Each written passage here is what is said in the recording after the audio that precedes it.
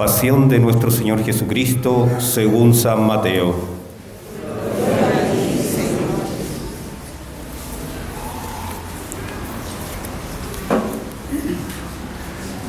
Unos días antes de la fiesta de Pascua, los sumos sacerdotes y los ancianos del pueblo se reunieron en el palacio del sumo sacerdote llamado Caifás y se pusieron de acuerdo para detener a Jesús con astucia y darle muerte. Pero decían: no lo hagamos durante la fiesta, para que no se produzca un tumulto en el pueblo. Entonces uno de los 12, llamado Judas Iscariote, fue a ver a los sumos sacerdotes y les dijo: ¿cuánto me darán si se lo entrego? Y resolvieron darle 30 monedas de plata. Desde ese momento, Judas buscaba una ocasión favorable para entregarlo. El primer día de los ázimos, los discípulos fueron a preguntar a Jesús: ¿dónde quieres que te preparemos la comida pascual? Él respondió: vayan a la ciudad, a la casa de tal persona, y díganle: el maestro dice, se acerca mi hora, voy a celebrar la Pascua en tu casa con mis discípulos. Ellos hicieron como Jesús les había ordenado y prepararon la Pascua. Al atardecer, estaba a la mesa con los 12 y mientras comían, Jesús les dijo: les aseguro que uno de ustedes me entregará. Profundamente apenados, ellos empezaron a preguntarle uno por uno: ¿seré yo, Señor? Él respondió: el que acaba de servirse de la misma fuente que yo, ese me va a entregar. El Hijo del Hombre se va, como está escrito de él. Ay de aquel por quien el Hijo del Hombre será entregado. Más le valdría no haber nacido. Judas, el que lo iba a entregar, le preguntó: ¿seré yo, maestro? Tú lo has dicho. Le respondió Jesús. Mientras comían, Jesús tomó el pan, pronunció la bendición, lo partió y lo dio a sus discípulos diciendo: tomen y coman, esto es mi cuerpo. Después tomó una copa, dio gracias y se la entregó diciendo: beban todos de ella, porque esta es mi sangre, la sangre de la alianza, que se derrama por muchos para la remisión de los pecados. Les aseguro que desde ahora no beberé más de este fruto de la vid, hasta el día en que beba con ustedes el vino nuevo en el reino de mi Padre. Después del canto de los salmos, salieron hacia el monte de los olivos. Entonces Jesús les dijo: esta misma noche ustedes se van a escandalizar a causa de mí, porque dice la Escritura: heriré al pastor y se dispersarán las ovejas del rebaño. Pero después que yo resucite, iré antes que ustedes a Galilea. Pedro, tomando la palabra, le dijo: aunque todos se escandalicen por tu causa, yo no me escandalizaré jamás. Jesús le respondió: te aseguro que esta misma noche, antes que cante el gallo, me habrás negado 3 veces. Pedro le dijo: aunque tenga que morir contigo, jamás te negaré. Y todos los discípulos dijeron lo mismo. Cuando Jesús llegó con sus discípulos a una propiedad llamada Getsemaní, les dijo: quédense aquí mientras yo voy allí a orar. Y llevando con él a Pedro y a los 2 hijos de Zebedeo, comenzó a entristecerse y a angustiarse. Entonces les dijo: mi alma siente una tristeza de muerte. Quédense aquí velando conmigo. Y adelantándose un poco, cayó con el rostro en tierra, orando así: Padre mío, si es posible que pase lejos de mí este cáliz, pero no se haga mi voluntad sino la tuya. Después volvió junto a sus discípulos y los encontró durmiendo. Jesús dijo a Pedro: es posible que no haya podido quedarse despiertos conmigo ni siquiera una hora. Estén prevenidos y oren para no caer en tentación, porque el espíritu está dispuesto, pero la carne es débil. Se alejó por segunda vez y suplicó: Padre mío, si no puede pasar este cáliz sin que yo lo beba, que se haga tu voluntad. Al regresar los encontró otra vez durmiendo, porque sus ojos se cerraban de sueño. Nuevamente se alejó de ellos y oró por tercera vez, repitiendo las mismas palabras. Luego volvió junto a sus discípulos y les dijo: Ahora pueden dormir y descansar. Ha llegado la hora en que el Hijo del Hombre va a ser entregado en manos de los pecadores. Levántense, vamos, ya se acerca el que me va a entregar. Jesús estaba hablando todavía cuando llegó Judas, uno de los 12, acompañado de una multitud con espadas y palos, enviada por los sumos sacerdotes y los ancianos del pueblo. El traidor les había dado esta señal: Es aquel a quien voy a besar, deténganlo. Inmediatamente se acercó a Jesús diciéndole: Salud, maestro. Y lo besó. Jesús le dijo: Amigo, cumple tu cometido. Entonces se abalanzaron sobre él y lo detuvieron. Uno de los que estaban con Jesús sacó su espada e hirió al servidor del sumo sacerdote, cortándole la oreja. Jesús le dijo: Guarda tu espada, porque el que a hierro muere, al que a hierro mata, a hierro muere. ¿O piensas que no puedo recurrir a mi Padre? Él pondría inmediatamente a mi disposición más de 2 legiones de ángeles. Pero entonces, ¿cómo se cumplirían las Escrituras según las cuales debe suceder así? Y en ese momento Jesús dijo a la multitud: ¿Soy acaso un ladrón para que salgan a arrestarme con espadas y palos? Todos los días me sentaba a enseñar en el templo y ustedes no me detuvieron.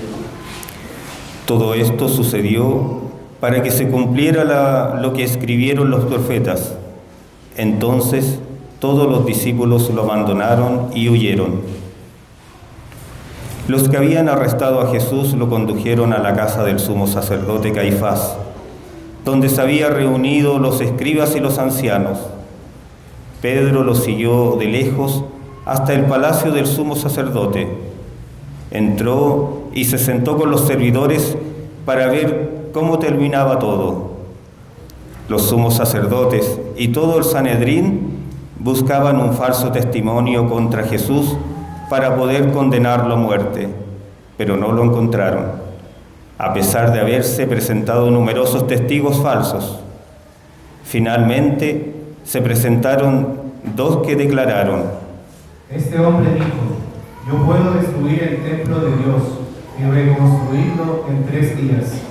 El sumo sacerdote, poniéndose de pie, dijo a Jesús: ¿No respondes nada? ¿Qué es lo que estos declaran contra ti? Pero Jesús callaba. El sumo sacerdote insistió: Te conjuro, por el Dios vivo, a que me digas si tú eres el Mesías, el Hijo de Dios. Jesús le respondió: Tú lo has dicho. Además, les aseguro que de ahora en adelante verán al Hijo del Hombre sentarse a la derecha del Todopoderoso y venir sobre las nubes del cielo. Entonces el sumo sacerdote rasgó sus vestiduras diciendo: Ha blasfemado. ¿Qué necesidad tenemos ya de testigos? Ustedes acaban de oír la blasfemia. ¿Qué les parece? Ellos respondieron: Merece la muerte. Luego lo escupieron en la cara y lo abofetearon. Otros golpeaban diciéndole: Tú, que eres el Mesías, profetiza, dinos quién te golpeó. Mientras tanto, Pedro estaba sentado afuera en el patio. Una sirvienta se acercó y le dijo: Tú también estabas con Jesús, el Galileo. Pero él lo negó delante de todos, diciendo: No sé lo que quieres decir. Al retirarse hacia la puerta, lo vio otra sirvienta y dijo a los que estaban allí: Este es uno de los que acompañaba a Jesús, el Nazareno. Y nuevamente Pedro negó con juramento: yo no conozco a ese hombre. Un poco más tarde, los que estaban allí se acercaron a Pedro y le dijeron: Seguro que tú también eres uno de ellos, hasta tu acento te traiciona. Entonces Pedro se puso a maldecir y a jurar que no conocía a ese hombre. Enseguida cantó el gallo y Pedro recordó las palabras que Jesús había dicho: antes que cante el gallo, me negarás 3 veces. Y saliendo, lloró amargamente. Cuando amaneció, todos los sumos sacerdotes y ancianos del pueblo deliberaron sobre la manera de hacer ejecutar a Jesús. Después de haberlo atado, lo llevaron ante Pilato, el gobernador, y se lo entregaron.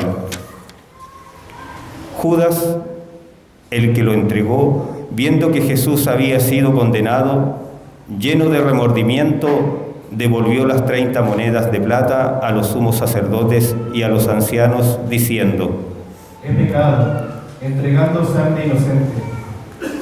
Ellos respondieron: ¿Qué nos importa? Es asunto tuyo. Entonces él, arrojando las monedas en el templo, salió y se ahorcó. Los sumos sacerdotes, juntando el dinero, dijeron: No está permitido ponerlo en el tesoro, porque es precio de sangre. Después de deliberar, compraron con él un campo llamado del Alfarero, para sepultar a los extranjeros. Por esta razón, se lo llama hasta el día de hoy Campo de Sangre. Y así se cumplió lo anunciado por el profeta Jeremías. Y ellos recogieron las 30 monedas de plata, cantidad en que fue tasado a quien pusieron precio los israelitas. Con el dinero se compró el campo del alfarero, como el Señor me lo había ordenado.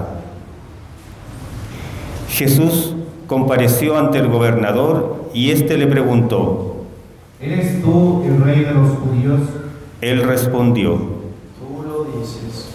Al ser acusado por los sumos sacerdotes y los ancianos, no respondió nada. Pilato le dijo: ¿No oyes todo lo que declaran contra ti?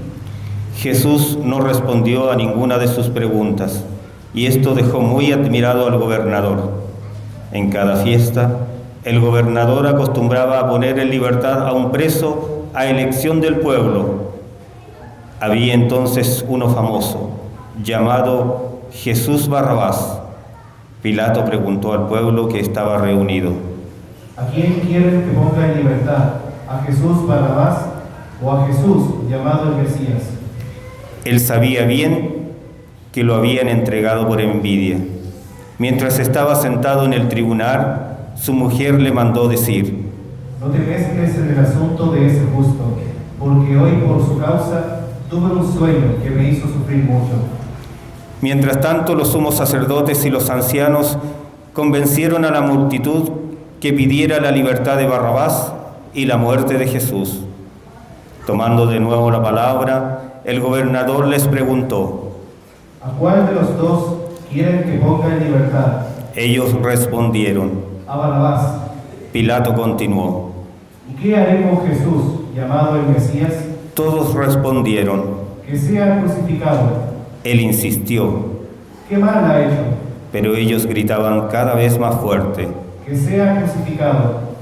Al ver que no se llegaba a nada, sino que aumentaba el tumulto, Pilato hizo traer agua y se lavó las manos delante de la multitud, diciendo: Yo soy inocente de esta sangre. Es asunto de ustedes. Y todo el pueblo respondió: Que su sangre caiga sobre nosotros y sobre nuestros hijos. Entonces Pilato puso en libertad a Barrabás, y a Jesús, después de haberlo hecho azotar, lo entregó para que fuera crucificado. Los soldados del gobernador llevaron a Jesús al pretorio y reunieron a toda la guardia alrededor de él. Entonces lo desvistieron y le pusieron un manto rojo. Luego tejieron una corona de espinas y se la colocaron sobre su cabeza. Pusieron una caña en su mano derecha y, doblando la rodilla delante de él, se burlaban diciendo: Salud, rey de los judíos. Y escupiéndolo, le quitaron la caña y con ella le golpeaban la cabeza. Después de haberse burlado de él, le quitaron el manto, le pusieron de nuevo sus vestiduras y lo llevaron a crucificar. Al salir, se encontraron con un hombre de Cirene llamado Simón y lo obligaron a llevar la cruz. Cuando llegaron al lugar llamado Gólgota, que significa lugar del cráneo, le dieron de beber vino con hiel. Él lo probó, pero no quiso tomarlo. Después de crucificarlo, los soldados sortearon sus vestiduras y se las repartieron. Y sentándose allí se quedaron para custodiarlo. Colocaron sobre su cabeza una inscripción con el motivo de su condena: Este es Jesús, el Rey de los judíos.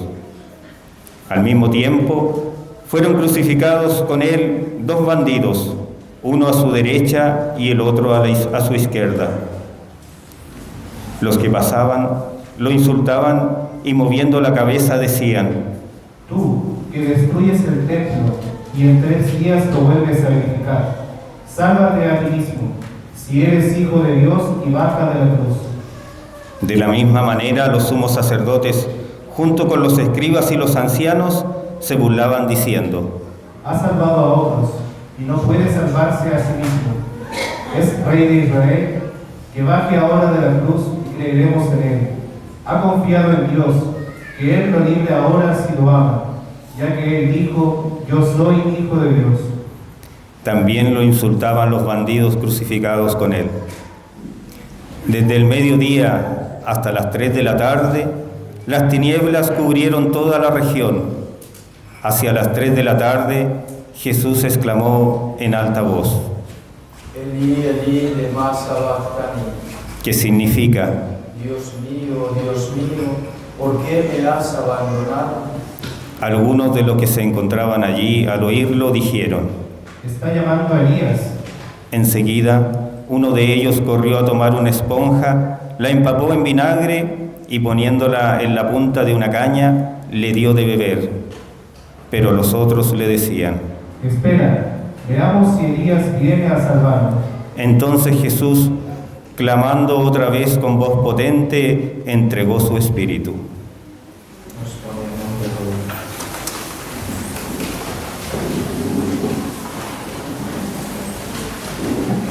Amamos, adoramos y veneramos la santa muerte de Jesús, la que con ella nos rescató y nos dio la vida eterna.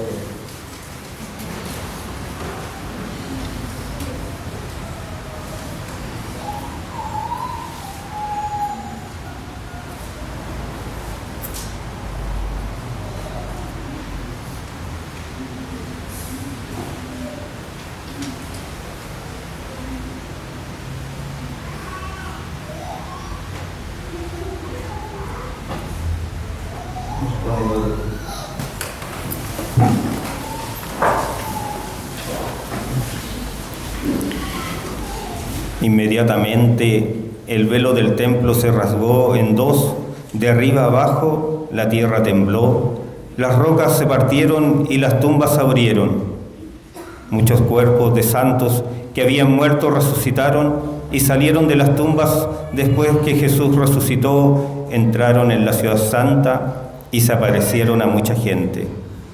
El centurión y los hombres que custodiaban a Jesús, al ver el terremoto y todo lo que pasaba, se llenaron de miedo y dijeron: Verdaderamente, este era Hijo de Dios. Había allí muchas mujeres que miraban de lejos. Eran las mismas que habían seguido a Jesús desde Galilea para servirlo. Entre ellas estaban María Magdalena, María, la madre de Santiago y de José, y la madre de los hijos de Zebedeo. Al atardecer, llegó un hombre rico de Arimatea llamado José, que también se había hecho discípulo de Jesús y fue a ver a Pilato para pedirle el cuerpo de Jesús. Pilato ordenó que se lo entregaran.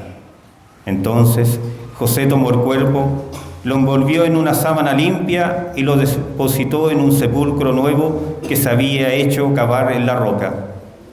Después hizo rodar una gran piedra a la entrada del sepulcro y se fue. María Magdalena y la otra María estaban sentadas frente al sepulcro. A la mañana siguiente, es decir, después del día de la preparación, los sumos sacerdotes y los fariseos se reunieron y se presentaron ante Pilato diciéndole: Señor, nosotros nos hemos acordado de que ese impostor, cuando aún vivía, dijo: a los 3 días resucitaré. Ordena que el sepulcro sea custodiado hasta el 3er día. No sea que sus discípulos roben el cuerpo y luego digan al pueblo: ha resucitado. Este último engaño sería peor que el primero. Pilato le respondió: Ahí viene la guardia. Vayan y aseguren la vigilancia como lo crean conveniente. Ellos fueron y aseguraron la vigilancia del sepulcro, sellando la piedra y dejando allí la guardia. Palabra del Señor.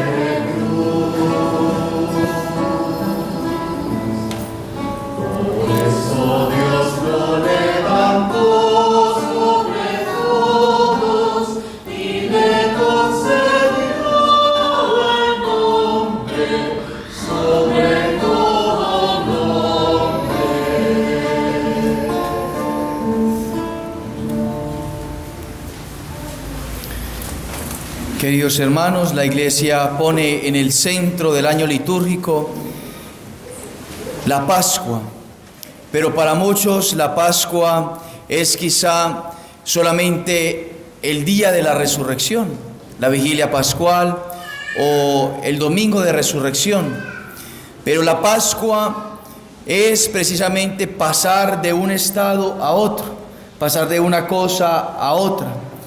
Es pasar de un momento al otro. Y cuando hablamos de la pasión de Cristo, como es el domingo de hoy, la Iglesia desde antiguo celebra el domingo de la pasión, pero posteriormente se le añadió el domingo de Ramos en la misma celebración, domingo de Ramos y de la pasión de nuestro Señor Jesucristo. Entonces, la pasión de nuestro Señor es el medio por el cual el Señor pasa a la vida de la resurrección, pasa a la resurrección, pasándonos a nosotros de la esclavitud del pecado a la libertad de los hijos de Dios.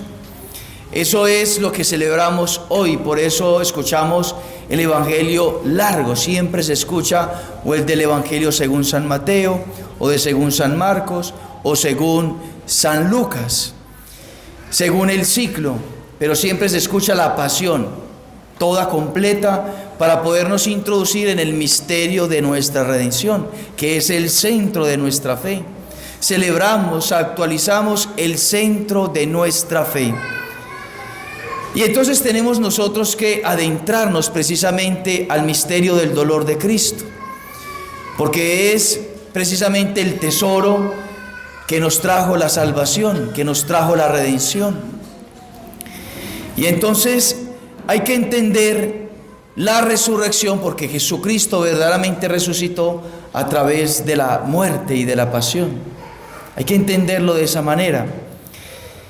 Pero para entenderlo yo quisiera centrarme un poco en el huerto de los olivos, que es como el inicio de la pasión del Señor. Pero para que nos adentremos a ese momento del huerto de Getsemaní, Jesús orando en el huerto de los olivos, quisiera resaltar algo que sucedió primero. Y es que el Señor estaba en la última cena con sus apóstoles, celebrando la última cena. Y nos dice el evangelista San Marcos que cuando Jesús terminó la cena, salió de allí cantando salmos de alabanza. San Marcos capítulo número 14, versículo 26. Jesús canta. El Señor viene diciéndole a los apóstoles en la última cena: ustedes se escandalizarán, ustedes me abandonarán. Hay uno de ustedes, uno de vosotros que me entregará. Y le dice también a Pedro: usted me negará 3 veces antes que cante el gallo. El Señor ya sabía, ya se disponía a vivir la pasión. Y lo grandioso es que el Señor sale de la última cena dispuesto a morir por nosotros, cantando salmos de alabanza. Glorificaba a Dios, le agradecía a Dios, bendecía a Dios, porque iba a entregar su vida por nosotros. Gran misterio es ese, grandeza de Cristo, grande amor del corazón de Jesús, que sale con entusiasmo para rescatarnos, para redimirnos, para salvarnos. Está próximo a sufrir los tormentos más grandes que un hombre hubiese podido vivir, y que de hecho ningún hombre hubiese podido vivir.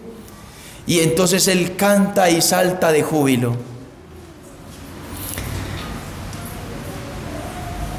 Hay un amor grande en el corazón de Jesús, un amor grande.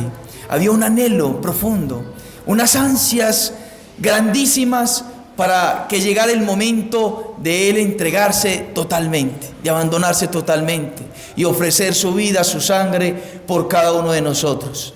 Si en esta Semana Santa nosotros no reconocemos ese detalle, esa Semana Santa fue una Semana Santa como una más. ¿A qué hemos venido hoy? Les preguntaría yo.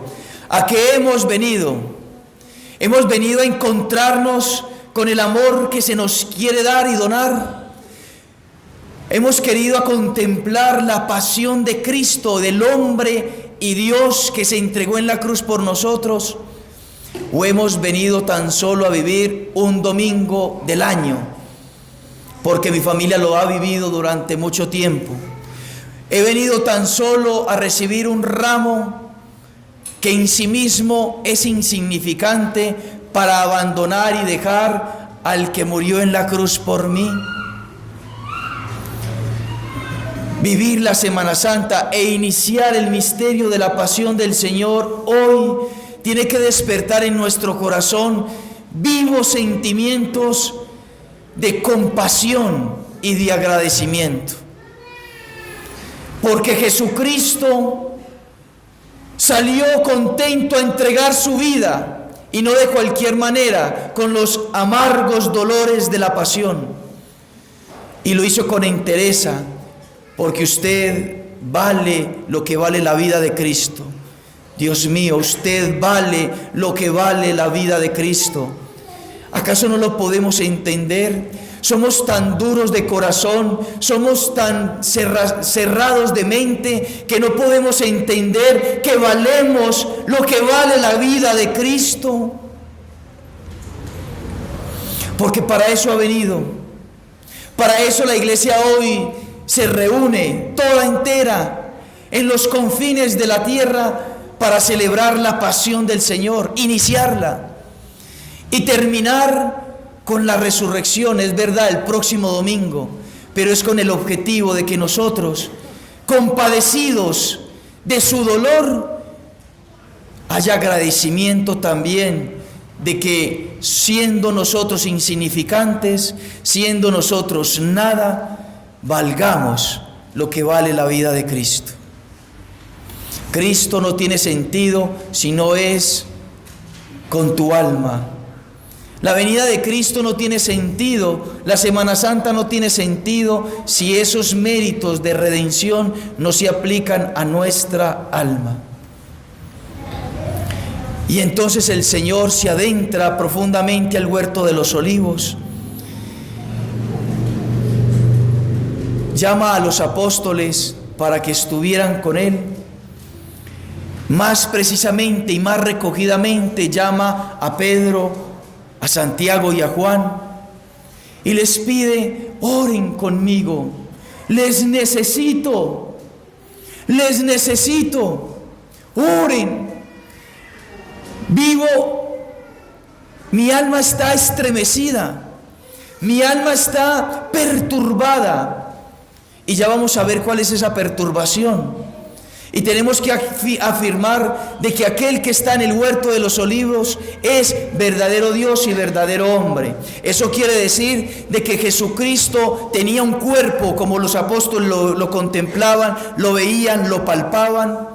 Pero también ahí vivía Dios, el Verbo eterno, el Hijo de Dios, una sola persona con dos naturalezas.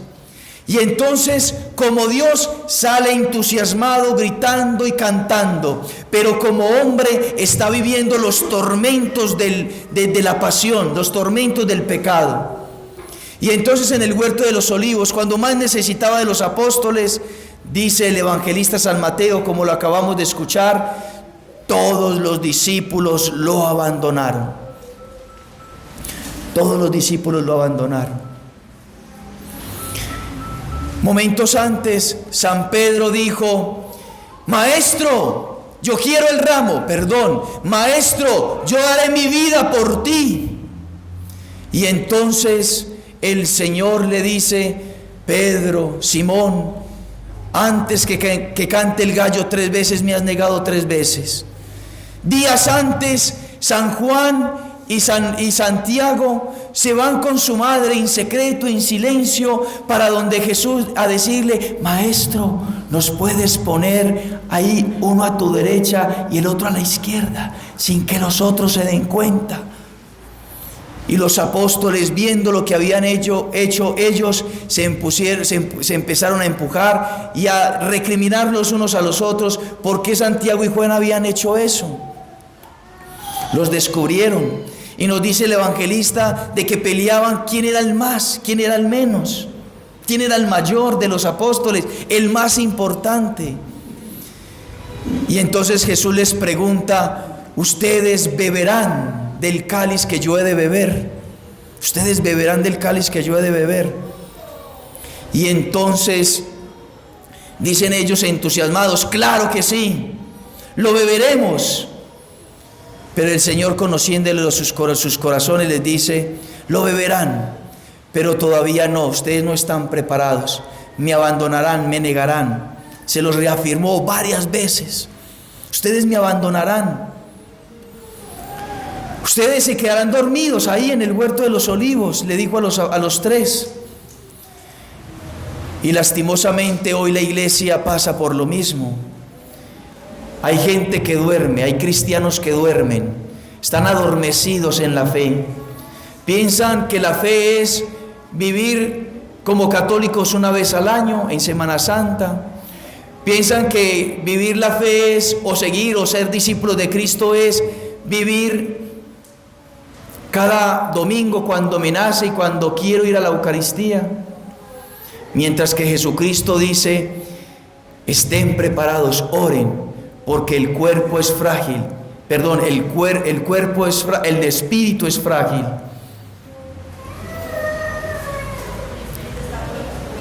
Entonces le abandonamos, queridos hermanos, le abandonamos a Jesús, le abandonamos con nuestro pecado, le abandonamos con nuestra miseria, le dejamos solo a Jesús. Y entonces aquello que va a vivir Jesús después de que fue abandonado por sus discípulos, no tenemos cómo explicarlo. No tenemos cómo explicarlos. Si ustedes se acuerdan de la Semana Santa anterior, narramos un poco en este mismo día y describimos la pasión de nuestro Señor Jesucristo así, con detalles. Lo voy a hacer rápido, porque el dolor de Jesús en su cuerpo no es nada, no se compara a lo que Él vivió en el huerto de los olivos. Miren, queridos hermanos, cuánto sufrió el Señor cuando lo ataron, en el momento en que Judas lo traiciona con un beso, lo acechan, se abalanzan contra Él, lo amarran con cadenas, lo jalan para un lado, para el otro, manos y pies, lo llevan desde el huerto de los olivos hasta el palacio de Caifás y Anás. Y entonces en ese transcurso lo embotaron, lo tiraron por el suelo, lo tiraron a las aguas podridas de todo Jerusalén. Lo levantaban, le golpeaban, puños, patadas.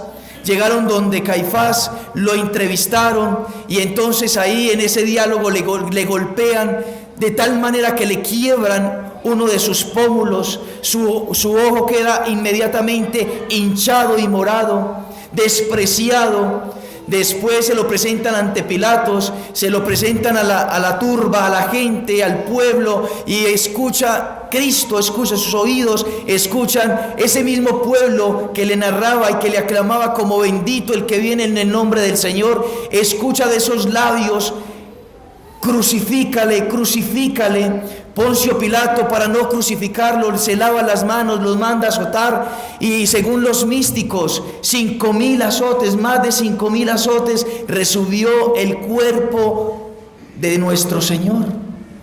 Y no solamente 5,000 azotes, sino una corona de espinas que le humillaba.